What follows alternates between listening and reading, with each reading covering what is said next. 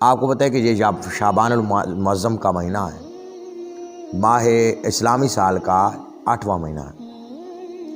حضور علیہ السلام اس مہینے میں باقاعدگی سے روزے کا اہتمام فرماتے تھے تاکہ بلغنی رمضان، حضور فرماتے ہیں تاکہ ہم رمضان المبارک میں جا پہنچیں۔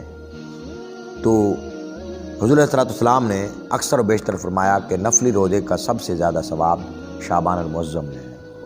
میڈیکل بھی بتاتی ہے کہ یکدم روزے شروع کیے جائیں تو حالت بگڑ جاتی ہے۔ تو آقا دو عالم السلام، میڈیکل بعد میں شروع ہوئی، آقا دو عالم السلام 1500 سال پہلے اس کا آغاز فرما چکے ہیں۔ تو میں یہ کر رہا تھا، تو یہ جو آیت درود ہے نا، یہ سورہ احزاب کی آیت نمبر 56 ہے، یہ بھی شعبان کی 15ویں رات کو اتری۔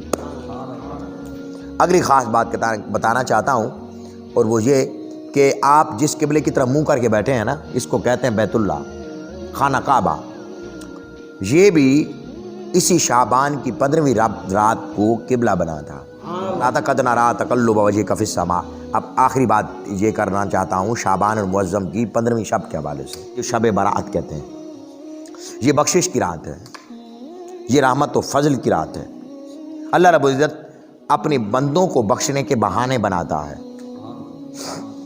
اس رات کی برکتیں حضور بتاتے ہیں، یوں بتاتے ہیں، اس رات شام ہوتے ہی، یہ سوموار اور منگل کی درمیانی رات ہے، سوموار کی رات ہے 29 مارچ کی۔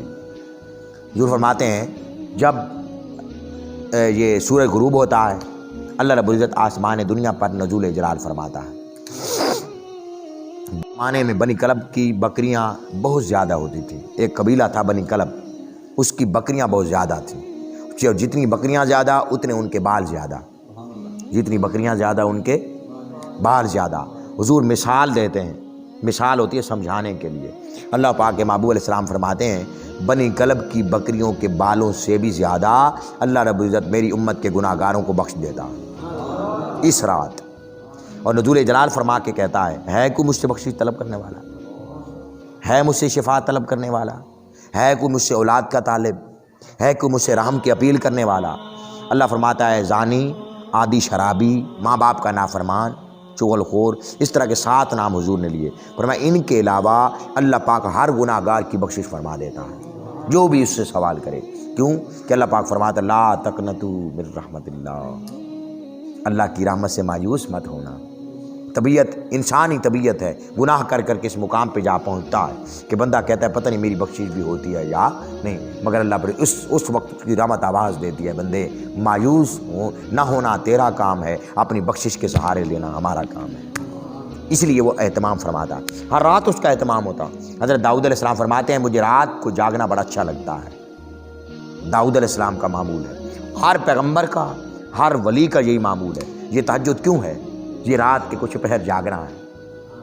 آپ سمجھ گئے نا بات؟ امام غزالی، امام رازی، حضرت غوث العظم شیخ عبد القادر جیلانی، اتنے بھی بڑے بزرگوں کا آپ نام لیں، وہ جگ رتے کٹے ہیں ان کے۔ اس لیے میں اتنی زیادہ اپیل نہیں کرنا چاہتا، میں یہ کہنا چاہتا ہوں کہ اس رات کے کچھ حصے اللہ کی عبادت میں صرف کریں، یعنی خصوصاً شعبان کی 15ویں رات۔ اس کا مختلف سپاروں میں ذکر موجود، سورۃ الدخان کی پہلی 3 آیات میں اس کا ذکر موجود ہے۔ اس کو شب برات کہتے ہیں۔ یہ رات اس وقت قیمتی بنے گی جب اللہ کی عبادت میں گزاری جائے۔ بولیے اللہ کی، کیونکہ یہ رات بجٹ کی رات ہے، اس رات بجٹ تیار ہوتا ہے۔ حضور فرماتے ہیں اس رات یہ بھی تیار ہوتا ہے کہ جس نے اس سال مرنا ہوتا ہے اللہ اس کا نام لکھ دیتا ہے۔ حضور فرماتے ہیں ہو سکتا ہے، آپ دیکھیں حضور کو تو سارا پتہ ہے مگر امت کے لیے فرما رہے ہیں۔ حضور فرماتے ہیں ہو سکتا ہے میں اس سال فوت ہو جاؤں تو میں بھی اس رات کو جاگتا ہوں تاکہ میرا نام لکھا جا رہا ہو اور میں اللہ کے حضور عبادت میں مصروف ہوں۔ اس رات حضور طویل سجدہ فرماتے، کتنا؟ حضور آپ دیکھیں حضور کو سجدوں کی کیا ضرورت تھی جب آپ کے صدقے امت بخشی جا رہی ہے، بولیے ہو رہے ہیں نہیں، مگر حضور قیام فرماتے اور حضور لمبا سجدہ فرماتے، لمبا سجدہ فرماتے۔ اور آقا دو عالم علیہ السلام طویل قیام فرماتے، پھر رات کے پچھلے پہر آپ جنت البقیع کے قبرستان پہ حاضری بھی دیتے۔ یہ سارے حضور کے معمول ہیں، اور صبح حضور روزہ بھی رکھتے تھے۔ آپ سمجھ گئے بات کو؟ یہ حضور کا معمول ہے۔ آخری وظیفہ بات کر کے ختم کر دیتا ہوں۔ حضور نے اس شب کا خاص وظیفہ بتایا۔ حضرت عائشہ صدیقہ رضی اللہ تعالیٰ عنہ فرماتی ہیں حضور فرماتے تھے اس رات کو یہ وظیفہ میرے ساتھ آپ نے مل کے پڑھنا ہے، اس کو یاد کرنا ہے تاکہ ہم اس رات کو کرتے رہیں۔ وظیفہ اعوذ باللہ من الشیطان الرجیم، بسم اللہ الرحمن الرحیم، اللہم انکا تحب العفو فاعف عنا، یہ حضور کا وظیفہ تھا۔ ایک حضور فرماتے ہیں 100 رکعت نوافل ادا کرتے، کتنے؟ تو تاکہ تو صحیح ہے، اسٹیمیٹ زیادہ نہیں۔ حضرت امام اعظم ابو حنیفہ 1000 رکعت نوافل ادا کرتے ہیں۔ بڑے بڑے اکابر بزرگان دین پوری رات کھڑے ہو کے گزارتے ہیں۔ تو 100 رکعت نوافل پڑھیں، اس میں جتنی مرضی صورتیں زیادہ پڑھیں، مرضی کم پڑھیں، بہرحال 100 رکعت پڑھیں تو 50 طرف نیت کریں گے نا آپ، تو 100 رکعت بن جائیں گے۔ جب 100 رکعت پڑھ لیں تو حضور فرماتے اس کا ثواب اتنا ہے کہ پورے سال کیا پورے سال اللہ رب العزت 30 فرشتوں کی ڈیوٹی لگا دیتا ہے کہ وہ اس بندے کو جنتی ہونے کی خوشخبریاں سناتے ہیں۔ 30 ہر رکعت کا ثواب سن لیں، پھر 30 فرشتوں کی وہ ڈیوٹی لگا دیتا ہے کہ وہ اس کو جہنم سے آزادی کا پروانہ دیتے ہیں۔ کتنے ہو گئے؟ 60 فرشتے۔ 100 رکعت تھے نا، 60 فرشتے ہو گئے۔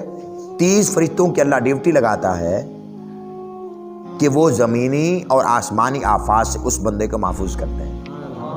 پیچھے 10 رہ گئے، 10 فرشتوں کی ڈیوٹی لگاتا ہے کہ اس سے زبان ذہن اور دل سے وسوسے اور دخل اندازی ختم کر دیتا ہے۔